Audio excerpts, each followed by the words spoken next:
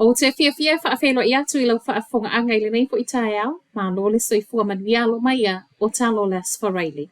So mua atu I talo le nei tae au, ua mauti noa o le a CE rates mō tangata au kilani. O se tasilo mata upu au tu o le paketi se fulu tausanga wa I ina le pule nganu au kilani ana nafi. A o tala noa ai lana long-term plan. O le siitanga nei o rates e ono tesi valu pasene mo le tausanga fo. 5 tesi valu pasene le luafe luasful ma le ono, ma le fitu tesi ma le iwa pasene I le luafe luasful fitu. Mai le pule nuu Wayne Brown e le luafe luasful fitu ona faa wau si ai lava lea I le sili atu. Ma le tolu tesi 5 pasene mo isi tausanga o lo muli mai o le sefulu tausanga. O le whai unga fo ile wo ia I le mai awa o mai o le lata I le tolu se fulu afe o fina ngalo wha lia na mawhai o nao ina mai tutono o le periota, le ana whai ai wha atala noanga. I saunoanga le pule sili o le pule ngā nuu Phil Wilson, o ni fua ngai wha apale ni ele tupu pele a ai, matupe e mo o mia e wha atupe ai. O le long-term plan a le pule ngā nuu au kilani au fiai male paketi wo mai a I o eina, o le a mataloa ia lona tau au fiai fua ngā ale pule ngā nuu, I le aso luas fuma le fitu o le masina a sau. Te ia nisi o tangata au kilani le mauatu o parking fines I le pusameli.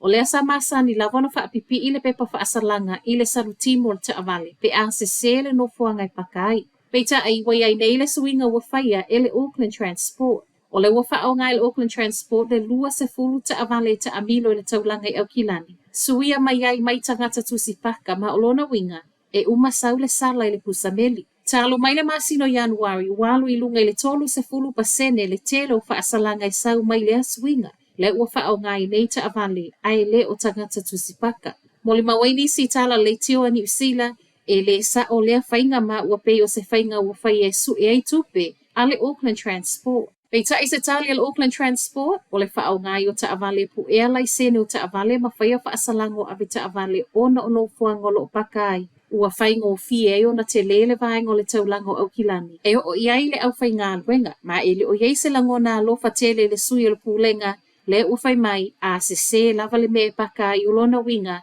o lau lava wha ai unga. Tuwaina tu ua o ngai tolu I Gisborne ona o whainga tau wha amata wana nafi. O lea unga mawalunga Lytton High, ko lisi campion wha apela unga tulanga lua a Riverdale Primary, le ana saule whi awi mātua, e aua ne I o atu ia unga ona o loo tāpunia. Pautuanga mai leo leona tāpunia o mai ia unga nei, ma I lunga o wha asilisilanga I lunga le Facebook, I le taimi tu ua ana nafi, na tā uai o loo saunga le mu umawhai a unga mawhanau pau o lea, aua ne I o atu ia unga se itoe longo mai. Te ane le whai le whiawhia na nafi, wha ato a saule tala, ua mawhai ona piki whanau a unga peita e o lea lava na iai leo leo I lea no fuanga. O whainga tau wha amatau na tāpuni ai a unga nei e tolu, o lea na tau ala atu I le telefoni mai le ofisa o leo leo, o loo sa ilia pia nei. E silia ma le miliona trays o kiwi fruit mai ni usila nei o toe la fua I uma, ona o isumu na maua I le uta na alu, wha amoe moe mo Europa. O isumu nei na maua I le uta mua na alu le masina talu wai. Ma talu mai le mea na tupu, wa wha au popo so enga le kamupania le Sainsbury, lea o loo wha atawina atu I maketi fafu. Wha amonia mai la pule silu le kamupani, na I uai lava ina o nisi o le au whainga luenga I Belgium, e sue. E ui le telo le taimi matupe alu, ua manino e le mana na opa anga I fafu le kiwi fruit ona o le tūlanga whesilingia. Ma o le uwhai ai le whaai unga le Sainsbury e lafua I uma. Tusa ma le tolus fulu ma le 5 miliona le tau atoa mau, ona o le mea ua tupu ma o loo ngā lulu e nei le Sainsbury, ma lana ini siwa whaapea pa anga o loo lafo ina I fafu.